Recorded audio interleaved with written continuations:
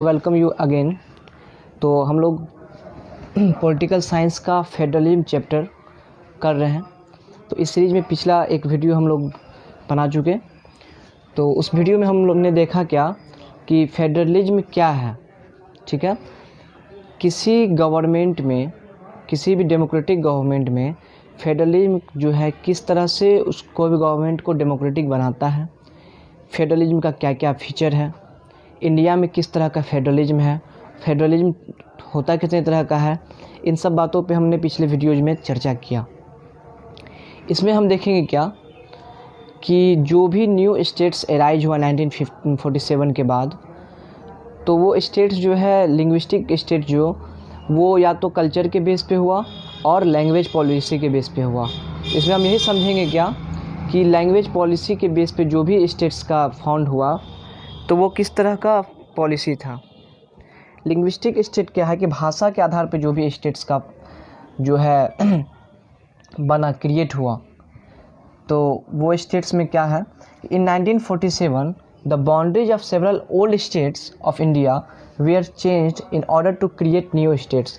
New states को create करने के लिए 1947 में क्या हुआ कि जो भी ओल्ड स्टेट सब था उसके बाउंड्री को क्या किया गया, चेंज किया गया on the basis of languages and on the basis of culture. भाषा के आधार पर और उनका संस्कृति के आधार पर, कल्चर के आधार पर क्या हुआ कि स्टेट्स को, न्यू स्टेट्स को क्रिएट किया गया। अब देखेंगे हम लोग कि लैंग्वेज पॉलिसी क्या था। लैंग्वेज के बेसिस पे यदि न्यू क्रिएट किया गया स्टेट्स को तो क्या क्या पॉलिसी था।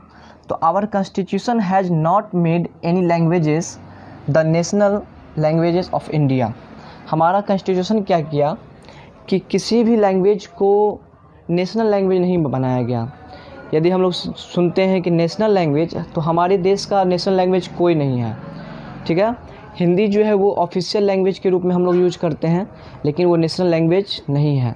और इसका सबसे बड़ा कारण ये था कि इतने ज़्यादा डाइवर्स पीपुल थे, तो उन लोगों का जो है हिंदी को यदि हम लोग चुन लेते या किसी एक भाषा को पूरा नेशनल होल नेशन का यदि हम लोग लैंग्वेजेस देते तो लोगों में कहीं ना कहीं क्या है कि असहमति होता अदर लैंग्वेज वाले को। तो क्या किया गया कि किसी भी लैंग्वेज को नेशनल लैंग्वेज नहीं बनाया गया हमारे कॉन्स्टिट्यूशन के द्वारा। Hindi was identify as the official languages not national languages.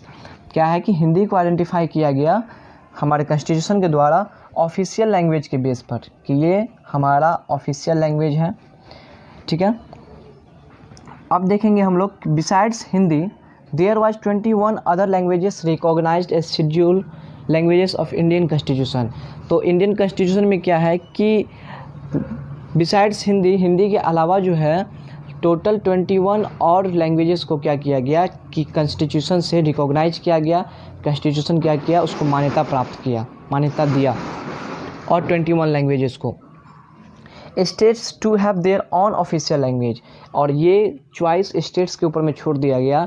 यदि उस स्टेट्स के लोग का जो भी दूसरा यदि अदर भाषा होता है हिंदी के अलावा, हम जानते हैं कि बहुत सारा स्टेट्स है हमारे इंडिया में और सभी स्टेट्स का कल्चर, लैंग्वेज वो क्या है कि डिफ़र है एक दूसरे से।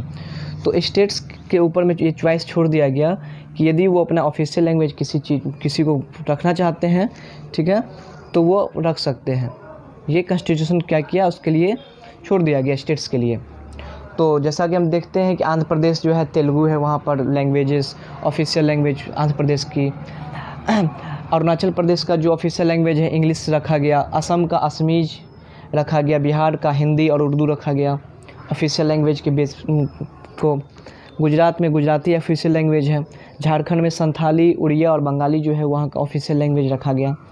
तो ये हमारे कॉन्स्टिट्यूशन में प्रोविज़न किया गया है कि स्टेट्स के पास अपना चॉइस है कि यदि अपना अदर हिंदी के अलावा यदि वो अपना रख सकते हैं तो वो ऑफिशियल लैंग्वेज कुछ भी चुन सकते हैं। और English along with Hindi used for official purposes. और पूरा नेशन में क्या किया गया कि हिंदी को इंग्लिश के साथ में जो है ऑफिशियल पर्पस के लिए यूज किया जाने लगा। अब इस टॉपिक के बाद हम क्या देखेंगे कि स्टेट और सेंट्रल का जो रिलेशन है वो किस तरह का स्टेट और सेंट्रल का रिलेशन है। तो जैसा कि देखे पिछले वीडियो में कि अलग अलग लिस्ट बना हुआ है, जिसमें कंकरेंट लिस्ट है, स्टेट लिस्ट है, यूनियन लिस्ट है। 1950 के बाद क्या हुआ कि एक नया सिस्टम हुआ जिसको हम लोग बोलते हैं कॉलिशन गवर्नमेंट का। ठीक है, तो इसमें क्या किया जाता है, कॉलिशन गवर्नमेंट मतलब ऐसा गवर्नमेंट है जो अलग अलग पार्टीज क्या करता है, मिल करके मेजॉरिटी जुटाने की कोशिश करती है। ठीक है, तो चूँकि हुआ क्या कि देश आज़ादी के समय तो कुछ एक ही पार्टी थी, कांग्रेस पार्टी थी जो सबसे फेमस थी, उसके अलावा और कोई पार्टी नहीं थी। धीरे धीरे एक दो पार्टी और करके नेशनल लेवल पर बनती गई। तो रीजनल लेवल पे क्या हुआ कि बहुत सारा जो पार्टी है रीजनल लेवल पर वो एराइज होना शुरू हुआ। ठीक, और किसी भी स्टेट्स में अब गवर्नमेंट फॉर्म करने के लिए इतने ज़्यादा पार्टीज हो गई कि किसी को जो है ना क्लियरली मेजॉरिटी नहीं मिल पाता था।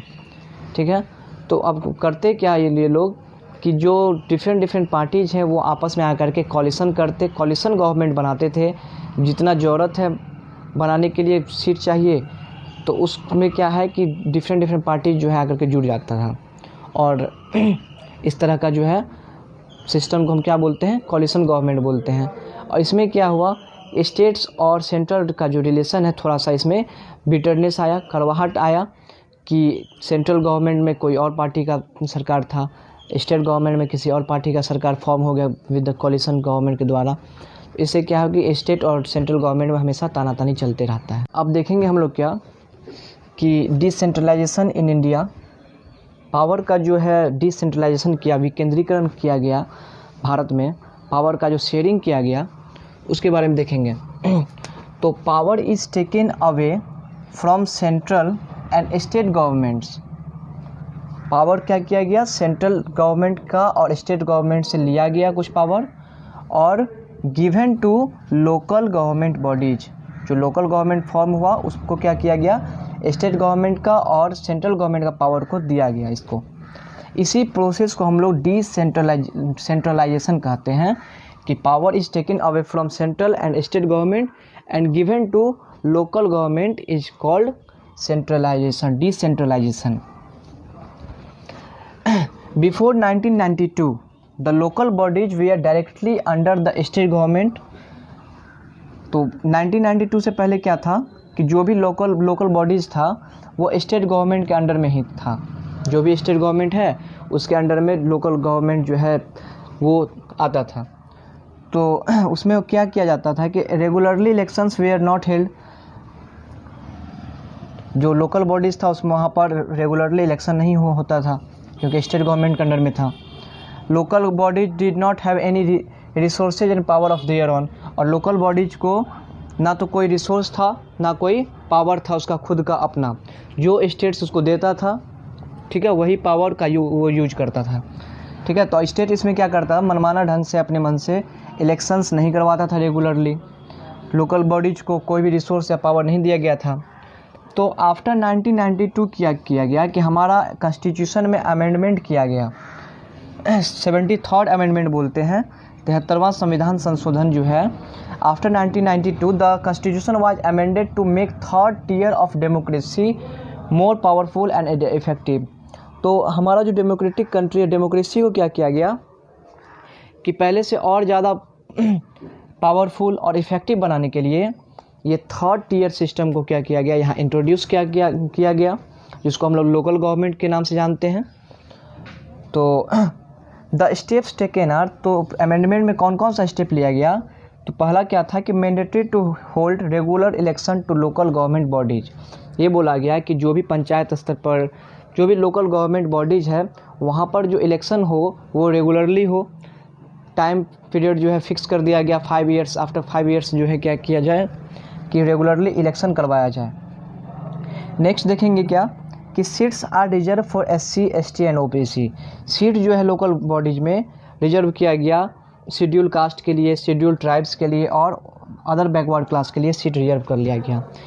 इसके अलावा एटलीस्ट 1/3 ऑफ ऑल पोजीशन, सारे पोजीशंस का जो सीट है 1/3 जो है वो वोमेंस के लिए क्या किया गया, रिजर्व करके रखा गया।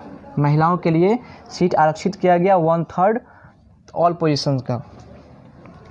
और क्योंकि इलेक्शन जो है स्टेट के अंडर में है, स्टेट के अंडर में यदि होता तो वो फेयर इलेक्शन नहीं हो पाता, स्टेट जिसको चाहता उसको बनाता है वहाँ पर लोकल बॉडी में। इसीलिए स्टेट इलेक्शन कमीशन को क्या किया गया, क्रिएट किया गया, ठीक है। और state election commission each state में, प्रत्येक स्टेट में क्या किया गया, स्टेट इलेक्शन कमीशन को क्रिएट करके कि इसका काम क्या था कि रेगुलरली और फेयरली बेस पर इलेक्शन करवाएं। और स्टेट गवर्नमेंट को ये रिक्वायर्ड किया गया कि उसका कुछ शेयर, कुछ पावर जो है, रेवेन्यू का पावर जो है लोकल गवर्नमेंट के साथ शेयर किया जाए। रेवेन्यू और पावर को, स्टेट गवर्नमेंट का रेवेन्यू और पावर को किसके साथ शेयर किया जाए, लोकल गवर्नमेंट के साथ शेयर किया जाए। अब इसमें हम क्या देखेंगे कि लोकल गवर्नमेंट का जो बात कर रहे थे, तो रूरल एरिया में कौन सा लोकल गवर्नमेंट फॉर्म किया गया, ठीक है, कौन कौन सा पोस्ट होता है लोकल गवर्नमेंट का।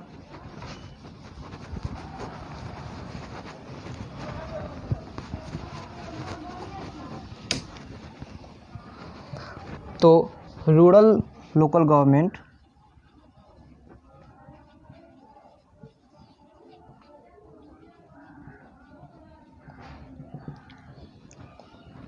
इसमें देखेंगे क्या, it is popularly known as Panchayati Raj. Panchayati Raj बोलेंगे या पंचायती राज बोलेंगे या पंचायत बोलते हैं हम लोग, लोकल गवर्नमेंट को पंचायती राज सिस्टम बोलते हैं, ठीक है। तो इसमें क्या होता है कि एक ग्राम पंचायत होता है, ग्राम पंचायत, ग्राम पंचायत। तो ये जो है डिसीजन मेकिंग बॉडी है इंटायर विलेज का, decision making body of entire villages. Panchayati Raj system में क्या है कि एक ग्राम पंचायत होता है और ग्राम पंचायत क्या करता है कि डिसीजन लेता है सारा विलेजेस का डिसीजन कौन लेता है, ग्राम पंचायत लेता है। इसमें कुछ सदस्य होते हैं जो प्रधान बोलते हैं, सरपंच बोलते हैं, पंच बोलते हैं, ये सारा मिल करके क्या करता है कि पूरे इंटायर विलेज के वेलफेयर के लिए, डेवलपमेंट के लिए जो भी काम होगा उसको, उसका डिसीजन कौन लेता है, ग्राम पंचायत लेता है। अब एक होता है पंचायत समिति, पंचायत समिति। इसमें क्या है कि a few gram panchayat are group together, few gram panchayat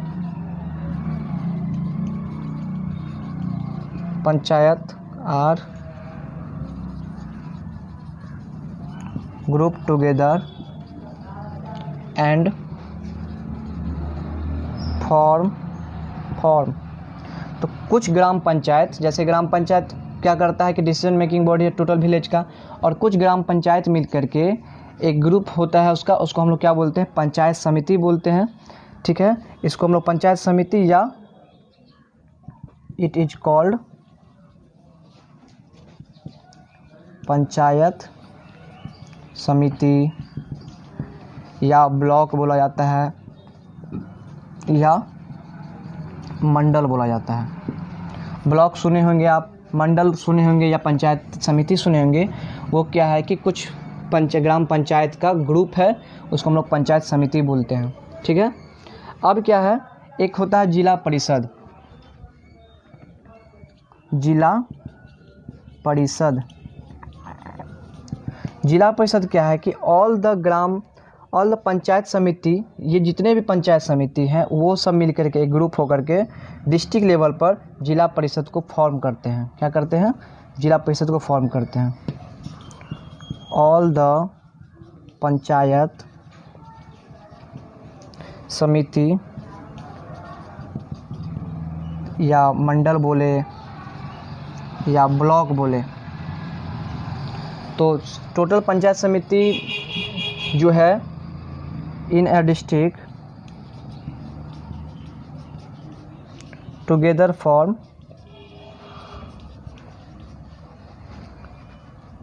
जिला परिषद। तो क्या देखें हम लोग, सारा कुछ ग्राम पंचायत का ग्रुप जो है पंचायत समिति कहलाया, जिसका अदर नेम ब्लॉक है या मंडल बोलते हैं या पंचायत समिति बोलते हैं। और कुछ पंचायत, टोटल पंचायत समिति का जो ग्रुप है वो क्या कहलाया, जिला परिषद कहलाया। तो इस तरह से इस लेवल पर जो है लोकल रूरल गवर्नमेंट जो है वो बटा हुआ है। अब देखेंगे कि हम लोग अर्बन, तो लोकल गवर्नमेंट का सबसे बड़ा खासियत क्या था कि ये जो भी बेनिफिट गवर्नमेंट के द्वारा आता तो वो क्या होता है कि स्टेप बाय स्टेप जाकर के वो रिड्यूस होते चला जाता था, क्योंकि भ्रष्टाचार बहुत ज़्यादा है। इस कारण से क्या कि जनता तक जो है, जो सिटीजन है, मेन सिटीजन, उसके तक कोई भी बेनिफिट जो है वो नहीं मिल पाता था। लेकिन लोकल गवर्नमेंट को इस कारण से क्रिएट किया गया कि जो भी वेलफेयर का जो भी काम होगा, जो भी पैसा आएगा सरकार के द्वारा गरीब जनता के लिए, तो वो उस तक पहुँचेगा, ज़रूरतमंद तक पहुँचेगा। ठीक है, तो अब क्या देखेंगे, तो था क्या रूरल लेवल पर, ग्रामीण इलाका में लोकल गवर्नमेंट। अब देखेंगे हम लोग अर्बन एरिया का लोकल गवर्नमेंट का।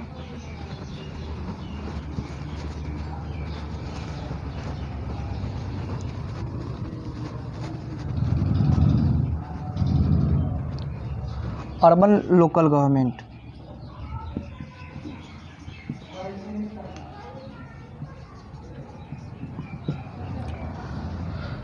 तो अर्बन लोकल गवर्नमेंट क्या है कि लार्ज अर्बन एरिया पर जो है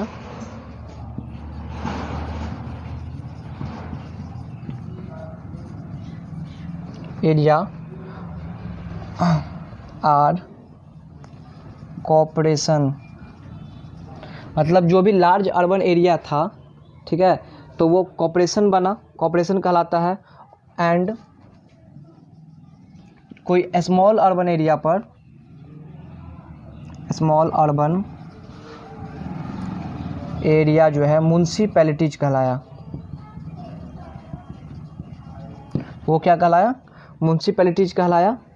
तो इस तरह से अर्बन लोकल गवर्नमेंट को भी बांटा गया, ठीक है, और रूरल लोकल गवर्नमेंट को भी बांटा गया। तो इस चैप्टर में हम लोग पूरा फेडरलिज्म के बारे में पढ़े हैं, ठीक है।